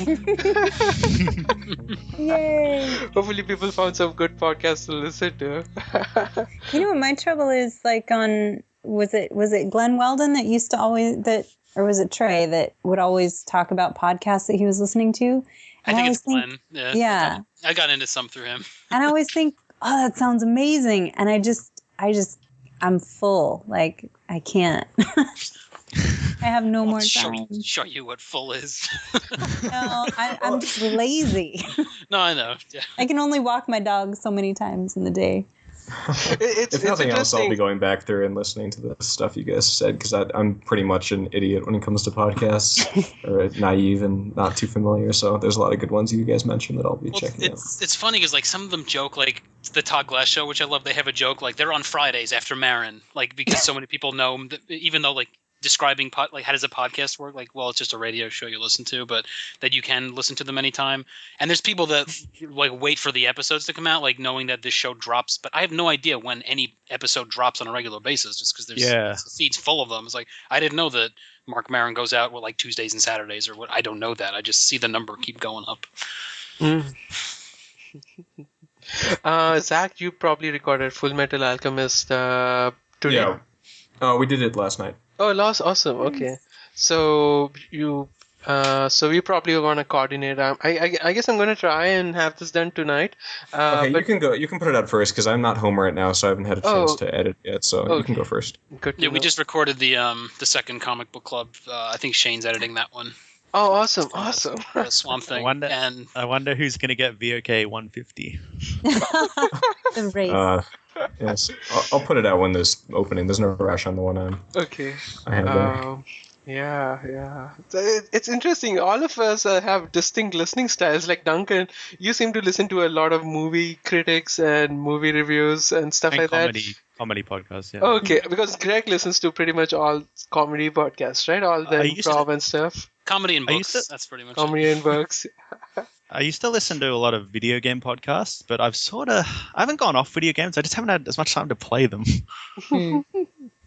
Yeah. I don't know of too many great general video gaming podcasts that I am aware of. There's Giant Bombcast, which is decent, but I don't love it too much personally, and I can't think of anything else that stands out. Right. Well, as I said, Weekend Confirmed ended, but there was another one. I think it's still going. It's a Nintendo podcast called Radio Free Nintendo, and like just really funny, intelligent discussion. Yeah, it's weird for me because I feel like Sorry, go ahead. Oh, I was just going to say, I actually just put on Giant Bomb while we were doing the podcast. I see they have two on Destiny, so I thought, okay, let's listen to that. Yeah. The video game podcast that's on the thing right now is Besties. It's from Polygon.com. And they kind of do a roundtable thing too. Once a month, they come in and just review all the games at once. So, yeah, but feel like I usually go to YouTube for might be video that- game stuff. Yeah. Yeah, I YouTube, and I feel I know so much like games that whenever I tune into a podcast, I already know it. So it's like nothing new here. It almost feels like, but there's definitely cool chemistry and stuff to check out. I haven't, I guess. Awesome. I hope you guys didn't have to change your plans too much to come onto this podcast. Yeah. I'm sorry for quitting out moment in the middle there. No. I had to do. Please, yeah. I think you just missed like one round, one or two Okay. people. Okay. Thank you it's a great idea. Yeah, Yeah, right now so- this podcast is so low profile. I mean, do you guys find it too? Like, I only know like a handful of people in my real life who listen to podcasts as well. I don't know anyone who listens to That's the podcasts. thing. I've never talked to anyone about all these podcasts that I've literally spent hundreds of hours listening to like over the years. Like I've listened to people like Slash Filmcast, Dave Chen, and I've never actually talked to anyone about like the Like opinions a person and all that you yeah, know. right? Yeah. It just feels like you know them. It feels like you know them because you've listened to them for so long. But I've never actually like verbalized any of these names before. So It definitely is like a exciting. personal thing that you keep to yourself most of the time. Yeah. It seems like I could never imagine ever communally listening to a podcast with other people. That just doesn't compute, and like Well, a we've- TV show or something We've might had be. a couple, like we drive down to Oregon and visit my father-in-law, and we'll listen to like WTF on the way. And that's pretty cool. But the times that I've tried to get my husband to listen to podcast of Ice and Fire, it's more, Well, you're on the in crowd there. It's me bribing you just him. listen to an episode. yeah. Well, and he also hasn't read the books or anything. But Oh, yeah. Yeah, that does sound unbearable. But I find it incredibly entertaining, so I don't see what the problem is. Yeah, we had dinner with my uncle, and he's 70, and he's like, oh, what do you listen to? And I was like, well, I listen to a lot of podcasts, and I was getting ready to tell him like, what's a podcast? And he's like, oh yeah, here's my iPhone, and he subscribed to like 30, and it was all some of them that I know. I was like, Uncle Bob, we could have been having an actual meaningful conversation for the last 25 minutes. That's so cool. And then my aunt, who's like, he's 80, and she's like, yeah, my husband has these earbuds in all the time. He doesn't talk to me all day. It's wonderful. That's so cool. That's adorable. Although he does have like an iPod from 1999, so I'll let him have that. But he does have the podcast on it. I So wish I did had you- my iPhone. Can you cut that out? from Because I just told him to 2006. listen to my podcast. So he's I was just going to in say, front of did it. you tell him that, hey, Uncle, Yeah. I'm on a podcast? Nice. I love you, Uncle Bob. Excellent. Okay, guys. Catch you guys later. All right, Yeah, take it easy. everybody have a good whatever time it is. Have a good weekend. Have a good one. Yeah, so Thanks, Bye. guys. See you guys. See ya.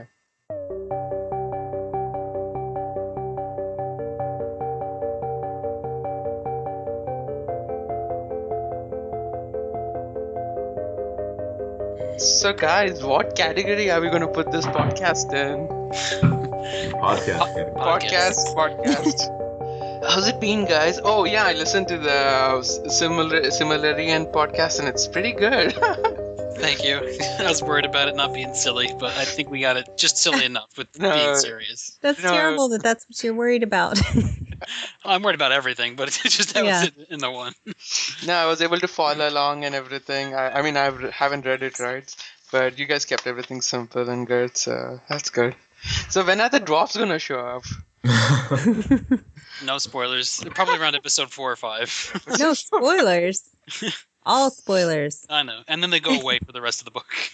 Are the dwarves cool in the Silmarillion? Because I've never been that fascinated by dwarves, so I don't see what the appeal is so far. Well, they get into some shit and they kill some elves and some trouble goes down, so there's some pretty badass dwarves. But they're really not their main players. It's all about the elves. I don't So like those either. So Yeah. Anyone? Hobbits? Do you like those? No, yeah, no, I love hobbits. no Okay, there hobbits you go. either, so you can skip. Damn it! Well, I do like the. I'll keep listening. I do So I like haven't- the storytelling. haven't had. I won't be able to get to it till tomorrow. But it's not a book, right? Like it's not a novel. It's written as if it's the elves telling the reader the history and their mythology and the creation myth to the current day, basically. So it is a story, but it's not. They're little chapters. It's like of the founding of this and of the sun and the moon, and Would a good comparison be the beginning of the Fellowship of the Ring, like that part about hobbits? Not really, just because that's really that's even written like in a nice linear, progression. Okay. And the Silmarillion was just cobbled together, but it's tough to compare it to anything. It's basically he wanted to write this mythology for England, and that's what he tried to do using elves. He did not invent elves and dwarves, right? They were already there in the Nordic cultures and all. I think he invented elves with elves, like capital E, not like elves. These orcs and everything. Yeah. One of my favorite letters is him. He wrote a letter correcting one of the typesetters because he took all his elves and made them elves, and he wrote this 10-page letter like, you can't do this. They're elves, not elves. And it's wagon with 2 G's, not 1. It's a wagon. Sorry. So I'm working on a proper way to introduce ourselves. I hate when we are like, oh, we are an offshoot of an offshoot. Makes us sound like some kind of a cancerous cell. I just used that in the last one I did, so I'm sorry. But no. I'm just saying. I mean, I think we can stand on our own, right? Okay. Here's the definition I've been working on. Feel free to improve on it. So, welcome to Vassals of Kingsgrave. We cover things in the pop and geek culture. We are a podcast put together by over 70 contributors, most of whom come from the Podcast of Ice and Fire community. How does that sound? Nice. Good. It's a little wordy. Hey, can't say at the beginning of every episode. Do not hold me to that. Well, no, don't have. You guys don't have to do. But I wanna just be. I just say welcome to Vassals of Kingsgrave. Let them work out. They know why they're here. Yeah. It says nothing about what's going to happen, but I mean it works. Every time I try to explain to someone like, "Oh, what's the podcast show?" I was like, "Well." They're like, "Oh, is it Podcast of Ice and Fire?" Like, no, there were these people who liked Podcast of Ice and Fire, and I kind of know them, and that's the podcast. Like, so what's it about? Well, you have to know everything about Game of Thrones, otherwise you'll be spoiled even when you're listening to a Jack the Ripper episode.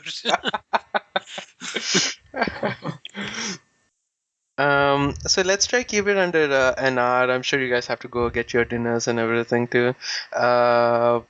Let's see, and I think we'll just start. We'll just say how we got into it. Then we'll get into our favorite podcast. We'll just go around and we'll just mention one podcast at a time, and we can probably do that 5 times. You guys have like a top 5 you wanna think of, or you have only a top 3 or something? I have a top 4, not counting all the VOK at all. Yeah, I didn't count that just to keep it fair. But I checked my feed. I subscribe to 48 podcasts, so I can definitely come up with Oh my, you beat me then. I think I should count that, and we should... I've stopped listening to the radio, pretty much, and audiobooks also. You watch TV? No, my landlord's canceled TV on me a couple years ago, and then it's like, oh, well, but I have Hulu and Netflix, so I still watch stuff. And I steal my parents' HBO Go code, so... I only use actual TV for football, so... So I've been switching between podcast apps a lot, and I'm settled on Instacast, and I just realized I actually don't have Podcast of Ice and Fire on my list yet. So I have 20 podcasts I listen to. Yeah, I don't think I've ever listened to a Podcast of Ice and Fire like from iTunes, or like it's not the ones I check there because I know it's out before I know it's out when I check that stuff. So it's not really in my queue. So I have an iPhone, and whatever the podcast app, I just use that. Is that iTunes? Yeah, that's iTunes. Yeah, I just have issues with it. It's like whenever it gets too bloated, like when there are too many podcasts in it, it just slows down for me like hell. So, downloading sucks. And the downloading is really bad. Yeah. Even and like also, if you listen to 98% of an episode, it says it's unplayed, so it always says I have like 300 unlistened to episodes. Yeah, and it'll download them automatically if you're not careful, so you can very quickly run out of space. Yeah. I blew through my data plan the first month when it changed. Yeah, there are like a couple of issues with it, and but it's kind of hard to be, kind of hard not to use iTunes because Right. it makes it so simple, right? You just search for a podcast, say subscribe, and it takes care of everything. When you're on a third party thing, now you have to find RSS feeds and blah blah, and not all podcasts are good about it. Yeah. Yeah. Yeah, I still actually sync my phone up and I select the episodes and I put them on that way. It's old fashioned. Oh. I still like doing that But at least you have control over it. That's Yeah. kind of nice. because there's shows I don't listen to every single episode. You know. I like syncing it on my phone. I mean, I'm careful to select don't use cellular data. So that way, I'm at Right. work, a new podcast comes out and I can use it on my drive home. Yeah, I should do that, but I don't.